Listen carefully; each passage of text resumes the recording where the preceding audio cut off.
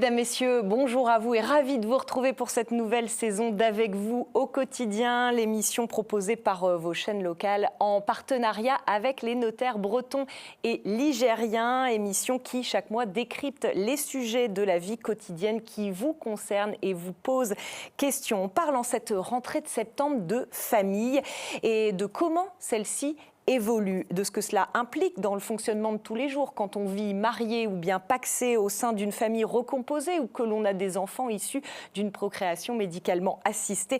Qu'est-ce que ces évolutions disent aussi de nous, de notre façon de faire famille? Eh bien, c'est ce que nous allons voir dans les 30 minutes qui suivent avec nos invités. Nicolas Raffin, bonjour. Bonjour. Vous êtes sociologue, maître de conférences à l'Université de Nantes et en face de vous, nous avons Jean Gasté, bonjour. Bonjour Aurélie. Notaire en Loire-Atlantique. Vous allez, Jean Gasté, présider fin septembre le 121e Congrès national des notaires de France, un grand rendez-vous pour la profession qui aura pour thème cette année l'accompagnement des tribus d'aujourd'hui. Il est étonnant ce terme de tribu que vous avez choisi pour parler des familles. Pourquoi justement l'avoir choisi ? Effectivement, c'est un terme un peu étonnant parce qu'il n'existe pas de définition de ce terme, mais j'ai choisi ce mot de tribu familiale pour justement marquer ces nouvelles relations, ces nouveaux liens entre les personnes qui forment une famille et également pour montrer les différents modes d'organisation des familles. Donc c'est intéressant.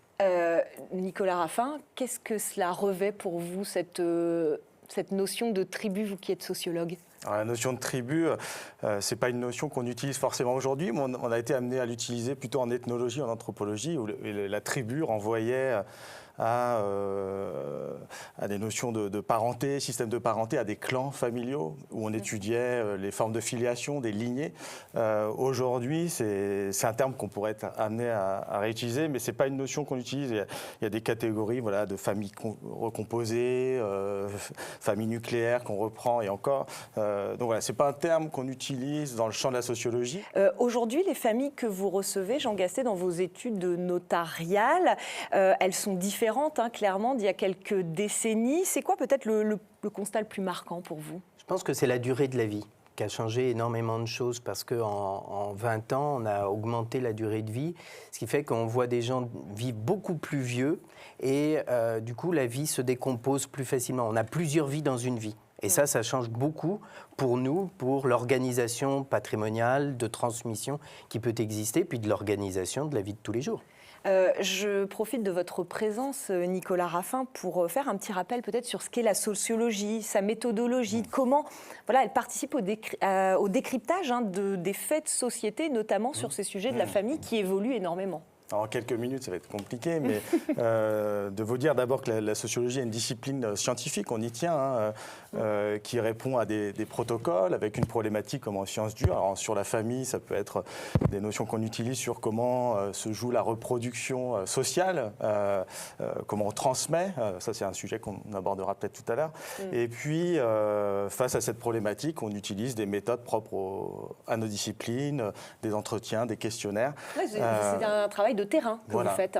Tout à fait, qui peut aussi se jouer dans les familles elles-mêmes, c'est-à-dire on va enquêter, observer ce qu'elles font au quotidien, pour saisir leurs pratiques au plus près. On parlait de changements qui se sont opérés ces dernières décennies dans les familles, notamment l'allongement de la vie, ce que vous disiez, Jean Gasté. Quel est peut-être le constat ou les sujets les plus notables du point de vue sociologique, Nicolas Raffin ? Aujourd'hui, je vois 3 sujets, mais je pense que j'en oublie. Mais les 3 principaux sujets, il y a la question de l'économie dans la famille, alors qui peut prendre différentes formes. L'argent de poche, des enfants. On va parler des séparations ou des transmissions, les enjeux de patrimoine. On a aussi les questions de transmission, mais pas seulement transmission économique, mais les transmissions en termes de valeurs, de normes, donc tout le travail éducatif autour des enfants, donc ça c'est un enjeu important.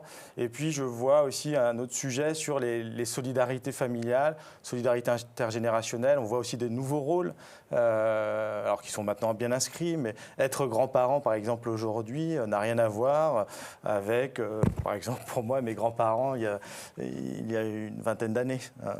Donc nous allons, merci Nicolas Raffin, aborder 3 points particuliers dans la suite de l'émission. Mais avant donc de rentrer dans le vif de ce sujet, je vous propose d'écouter les réactions de personnes que nous avons rencontrées dans un parc rennais. Elles nous parlent de leur façon de faire famille. Écoutez.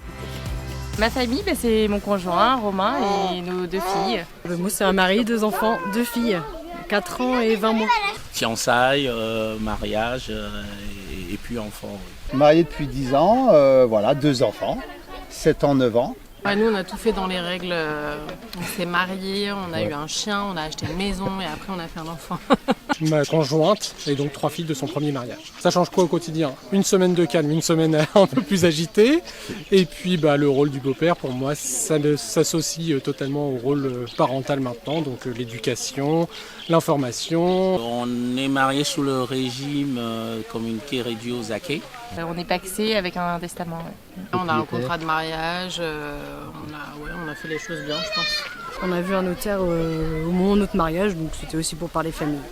Tout est couvert pour la maison, la succession, s'il y en a qui part avant. Comme on a une différence d'âge, si je partais avant, que Pauline ne soit pas embêtée et à l'abri surtout.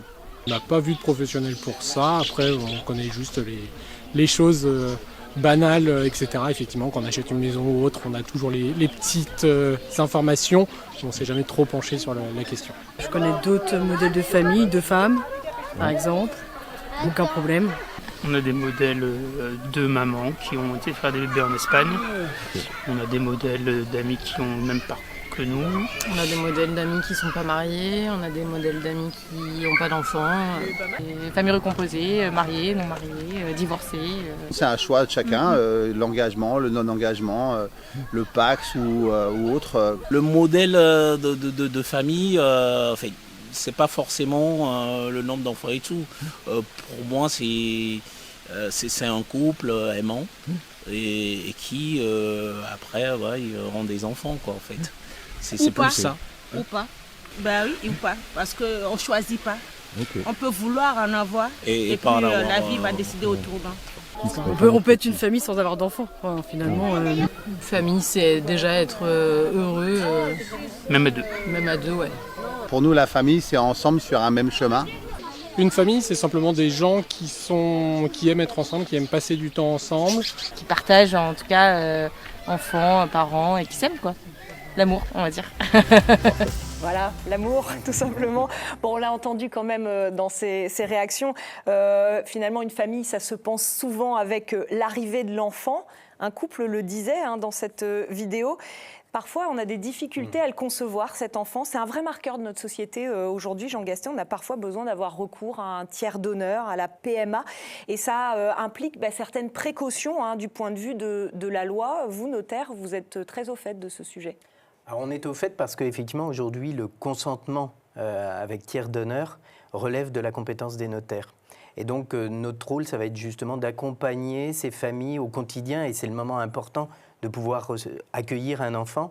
Autant quand il vient physiquement, naturellement, on n'est pas là. Mais par contre, aujourd'hui, c'est un acte juridique et il faut l'humaniser parce que c'est compliqué. C'est-à-dire qu'avant la naissance, il faut passer chez le notaire pour signer un papier, faire une reconnaissance, c'est ça? Et on va effectivement consentir à ce que que la procréation se fasse avec un tiers donneur. Et puis également, on va consentir à reconnaître par anticipation l'arrivée de cet enfant pour créer un lien de filiation et qui sera inattaquable. Ça change beaucoup de choses et donc il faut le faire avec beaucoup d'humanité parce que c'est humainement compliqué à faire.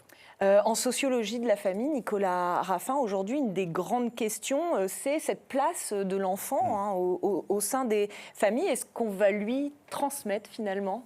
Oui, la transmission, c'est pas seulement des gènes, c'est aussi une transmission sociale. D'ailleurs, je me permets de rebondir sur le micro-trottoir. Je trouve intéressant parce que toutes ces personnes interrogées s'accordent sur les 2 piliers de ce qui font la famille. C'est en sociologie et en droit, c'est l'alliance et la filiation. Et sur cette transmission, si je reviens à votre question, sur la transmission sociale, c'est transmettre des valeurs, des normes qui se jouent dans la prime éducation.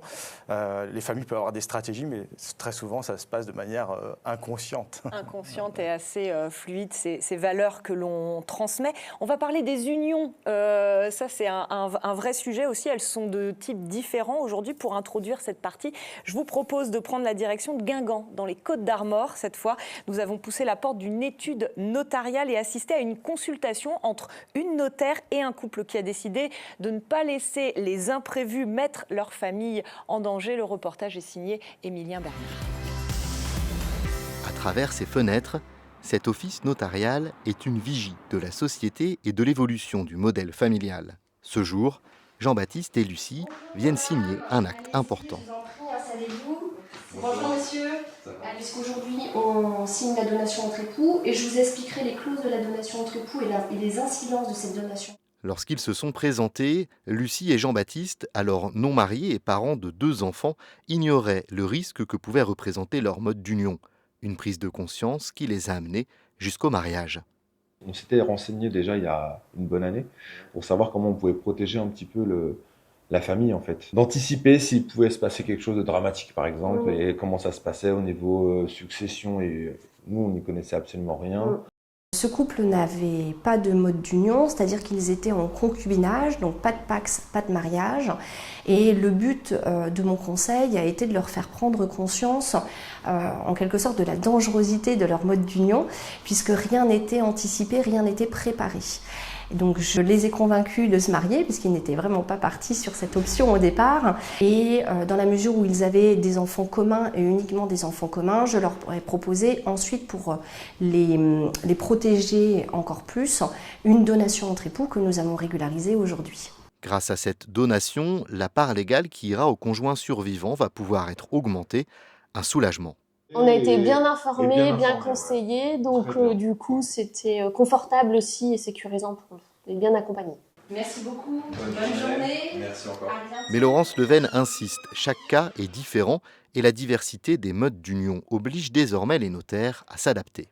Aujourd'hui, les gens vivent en couple, parfois se paxent, mais nous voyons aussi beaucoup plus de familles recomposées. L'augmentation du nombre de divorces chez les couples jeunes fait qu'aujourd'hui, les gens se remettent en couple avec des enfants de premières unions et il faut anticiper le règlement des successions de ces nouveaux couples.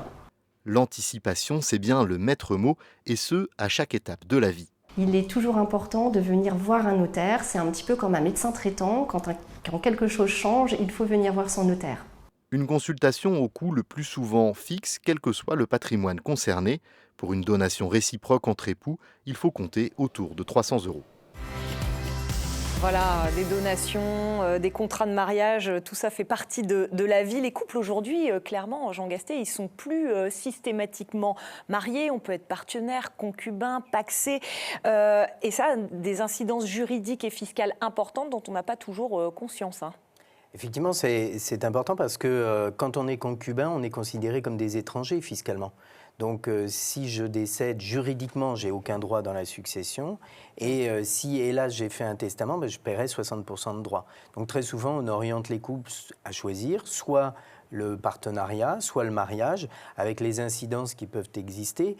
Et c'est vrai qu'on a coutume de dire « vivez pacsé, mourrez marié ». Et c'est vrai que ça entraîne des conséquences fiscales. On est plus protecteur dans le mariage. Et c'est ce qu'on voyait dans le reportage, c'est qu'on protège plus, mais il ne faut pas oublier qu'il y a aussi la part des enfants. Et quand on est dans des familles recomposées, il peut ne pas y avoir des enfants communs. Et il faut étudier les conséquences par rapport au patrimoine. En France, aujourd'hui, on compte à peu près 240 000 mariages chaque année. C'est quand même 2 fois moins que dans les années 70, même si voilà, le nombre de pax fait qu'on arrive à des choses un petit peu équivalentes. C'est-à-dire quoi? Qu'il y a trop de symbolique dans le mariage? Nicolas Raffin, peut-être pour démarrer. Question difficile. Juste déjà dire que les calendriers de la vie ont changé, c'est-à-dire qu'avant l'entrée dans la famille était un peu ordonnée autour de se mettre en couple, cohabiter, se marier, avoir un enfant. Là, on n'est plus du tout sur ces calendriers qui bougent selon les groupes sociaux, donc ça renvoie à ce qu'on disait tout à l'heure sur la variété des modèles familiaux. C'est aussi une variété de manière d'entrer dans la vie de couple et de faire couple. Donc voilà. Après, sur la question du rite, il reste quand même des rites importants qui renvoient peut-être moins aux religieux qu'à d'autres d'autres dimensions de partage. Oui, il y a une vraie symbolique dans le mariage, Jean Gastet. On sent bien qu'aujourd'hui, les jeunes ont du mal à passer le cap du mariage parce que c'est une incidence sociale qui est très lourde. Ça coûte cher, etc. Et donc, c'est dans les familles, on sent le poids de l'histoire. Et donc, on essaie aussi de leur dire que c'est plutôt assez satisfaisant et que c'est plusieurs vies dans une vie. On peut aujourd'hui, et je le disais tout à l'heure, la durée de vie est plus longue. Et donc, on a une vie qui fait que on a plusieurs existences avec plusieurs personnes éventuellement. Donc, c'est plutôt satisfaisant de se dire qu'il faut apaiser un peu ces choses-là. Et puis, un mariage, finalement, du point de vue notarial, c'est juste un contrat que l'on signe finalement, peut-être pour se protéger. Alors, qui dit union dit parfois désunion. Vous avez beaucoup travaillé sur les divorces, Nicolas Raffin. Votre thèse, d'ailleurs, portait sur les séparations qui tournent à l'affrontement judiciaire. Aujourd'hui, on a le sentiment quand même de plus d'apaisement, et notamment avec si ce n'est généralisation, mais la démocratisation du divorce par consentement mutuel. Est-ce que c'est une réalité aujourd'hui et si oui, pourquoi en fait ? Ce qu'il faut avoir en tête, c'est que le droit du divorce, entre guillemets, a beaucoup été fait l'objet de législation et que l'accès au divorce par consentement mutuel, à l'échelle de l'histoire, est récente. C'est les années 70 et l'enjeu, c'était de banaliser ou du moins de dédramatiser le divorce. Aujourd'hui, les enjeux sont un petit peu différents. Il y a cette question du consentement mutuel qui, dans les années 70, c'était plutôt minoritaire, mais aujourd'hui, c'est le divorce, la procédure qu'on utilise le plus. Alors là aussi, il faut regarder selon les classes sociales. Je pense qu'il y a des petites variations. Mais là aussi, ce divorce par consentement mutuel, c'est un divorce qui va vite. Jusqu'en 2017, c'était encore les juges aux affaires familiales. Maintenant, c'est les notaires.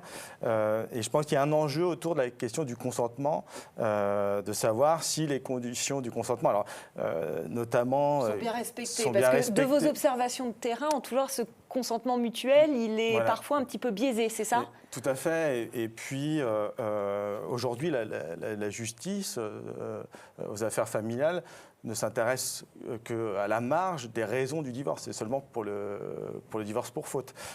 Donc, ce qui fait que le consentement mutuel, c'est une procédure, mais ça ne dit rien de ce que les couples ont vécu. Il peut y avoir eu des violences, que ce consentement mutuel est l'objet d'un rapport de force entre les conjoints. Ça, on a pu l'observer dans les coulisses des audiences au tribunal. Oui, lors de vos enquêtes de terrain, par exemple.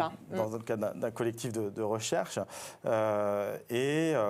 Toute la difficulté, c'est de mesurer si ce consentement mutuel est réellement mutuel ou qui ne fait pas l'objet de pression. C'est les notaires, je crois, qui recueillent la convention de divorce aujourd'hui. Alors, nous, on reçoit la convention qui a été faite avec les avocats, puisque aujourd'hui, il y a deux avocats, chacun a son avocat, qui permet d'éviter justement qu'il y ait un consentement qui ait été donné un peu forcé, on va dire ça comme ça, parce qu'on veut se séparer de l'autre et qu'on donne un consentement très rapide. Oui, on veut aller vite et parfois ça amène à accepter des choses qu'on n'aurait pas acceptées. C'est le danger, il faut bien prendre son temps et c'est là où l'importance fondamentale de vérifier que les consentements existent.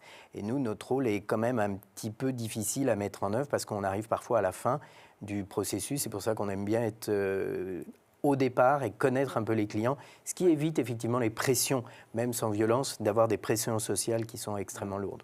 Un des thèmes aussi sur ce sujet du divorce qui est étudié en sociologie, c'est la question du déclassement lié à cette séparation. Qu'est-ce que vous pouvez nous en dire, Nicolas Raffin ? Alors, le déclassement en sciences sociales, c'est perdre son statut, un statut. C'est possible, et on va plutôt parler de précarisation, et notamment qui touche davantage les femmes, pour des raisons assez simples. C'est elles qui, majoritairement, prennent en charge les enfants. Oui, le pourcentage est encore non pas très important. Qu'elle le veuille, mais il y a une sorte d'évidence maternelle où, de fait, elles prennent en charge les enfants. C'est 80% des cas, encore où la mère prend la charge des enfants, finalement. Et aussi parce que les pères ne la demandent pas, il faut le dire. Même si on pourrait penser qu'aujourd'hui, cet exercice, suite à une séparation, n'est plus sur le modèle de la résidence alternée, elle reste quand même très minoritaire. Et donc, ça a des conséquences, vous imaginez bien, économiques, de fait, certaines femmes sont obligées d'avoir des temps partiels, donc ça a des effets concrets, et ce, quelles que soient les classes sociales, davantage du côté des mères. Donc une forme de précarisation de ces femmes dans les familles monoparentales. D'un appauvrissement. D'un appauvrissement de ces femmes. Merci à tous les deux. On va poursuivre cette émission dans un instant, mais tout de suite, on va accueillir Anne-Sophie Louis pour la chronique actu de ce mois de septembre. Anne-Sophie Louis, bonjour. Bonjour Aurélie. Ravie de vous accueillir avec vous au quotidien. On parle actualité avec une nouvelle pas très réjouissante. On parle des avis de taxes foncières 2025. Ils sont arrivés. Oui, effectivement. Je pense que tout le monde l'a remarqué. Malheureusement, ils arrivent souvent avec la fin de la période estivale. Ils sont disponibles dans vos espaces sur impôts.gouv où ils vous sont envoyés par courrier. Donc il faut payer avant le 20 octobre à minuit pour les paiements en ligne. Sachez que tout paiement en ligne, c'est dès qu'on est supérieur à 300 €. Et pour les autres types de paiements, vous avez un petit peu moins de délai. Il faut que ce soit réglé avant le 15 octobre. On a bien noté ces dates, Anne-Sophie. On va parler de la délivrance des légalisations. Qu'est-ce que c'est que ça ? Exactement, les légalisations. Alors, légalisation apostille, c'est ce qui permet la circulation internationale des actes. C'est-à-dire qu'aujourd'hui, vous allez à l'étranger, votre document français, il y a peut-être une petite formalité à faire. Donc, la légalisation ou l'apostille. L'apostille, c'est une légalisation un peu plus simplifiée. C'est devenu aujourd'hui de la compétence des notaires. C'est-à-dire l'apostille depuis le 1er mai, la légalisation depuis le 1er septembre. Donc surtout, n'hésitez pas, vous avez 2 formalités à faire, en tout cas 2 possibilités. Soit vous allez sur la plateforme dédiée, sur le site notaire.fr, vous avez une plateforme qui vous est accessible et qui est parfaitement claire sur le déroulé du processus. Soit vous vous rendez dans les chambres interdépartementales des notaires ou encore conseils régionaux. On termine en parlant des frais bancaires lors d'une succession. Il y a du changement. Oui. Le changement arrive bientôt. À compter du 14 novembre prochain, il n'y aura plus de frais systématiques pris par les banques pour certaines successions. C'est-à-dire qu'on aura notamment la gratuité dans certains types de cas. C'est le cas notamment quand vous avez une succession avec un enfant mineur, et ce, sans limite de montant. Quand vous avez un actif qui est moindre, c'est-à-dire inférieur à 5 910 €, ou pour tout ce qui est considéré comme succession simple. Donc succession simple, c'est effectivement quand on a simplement un acte de notoriété ou une attestation signée de tous les héritiers. Dans ce cas-là, plus de frais pris par les banques.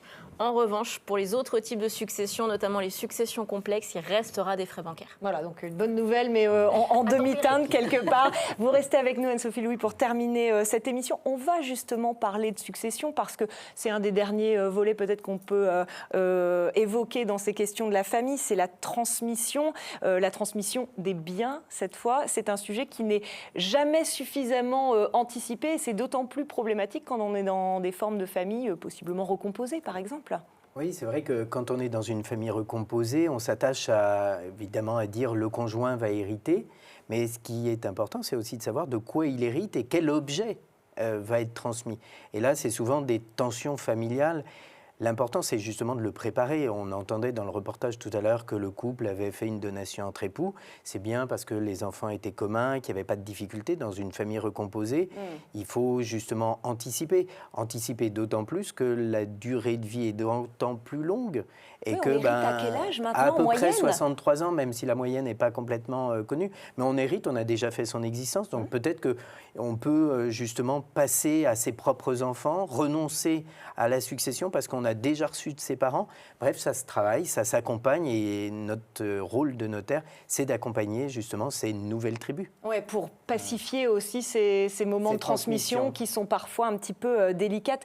Le sujet des héritages, Nicolas Raffin, c'est un vrai sujet pour les sociologues aujourd'hui qui les étudient. Quelles sont les dernières peut-être nouvelles en la matière ? Alors, personnellement, je n'ai pas travaillé sur ce sujet, mais il est vrai que c'est une thématique d'actualité en sociologie ou en économie. Je pense aux travaux de Thomas Piketty qui montrent justement les continuités plutôt dans ces inégalités oui, parce qui persistent. On transmet un patrimoine à ses enfants qui grossit, qui se transmet et qui perdure un certain nombre de... Oui, avec des variations, mais on voit bien que l'argent va à l'argent, pour le dire rapidement. Et puis, il y a aussi une autre dimension qui fait suite aux travaux de Piketty. Je pense à des collègues avec qui j'ai pu collaborer, à Céline Bessière et Sybille Golac, qui ont écrit un ouvrage qui s'appelle « Le genre du capital », qui montre aussi que cette question de l'héritage même si on est tous égaux devant l'héritage, il demeure des inégalités dans les fratries entre garçons et filles. Vous voulez dire, Nicolas Raffin, qu'il y a encore des inégalités entre les hommes et les femmes au moment de l'héritage, c'est ça? Oui, tout à fait. C'est ce que montrent ces travaux travaux de sociologie et notamment chez les indépendants où il y a un enjeu de maintenir l'entreprise, l'exploitation agricole au sein d'une même famille. Et d'une même personne possiblement. Voilà. Merci à tous les deux pour ces apports tout à fait intéressants sur ces évolutions que connaissent la famille. On a en tout cas bien compris qu'il fallait anticiper un certain nombre de choses. Merci à vous aussi, Anne-Sophie Louis. On vous retrouvera donc le mois prochain pour la chronique Actu. Moi, je vous souhaite une très bonne continuation. Portez-vous bien.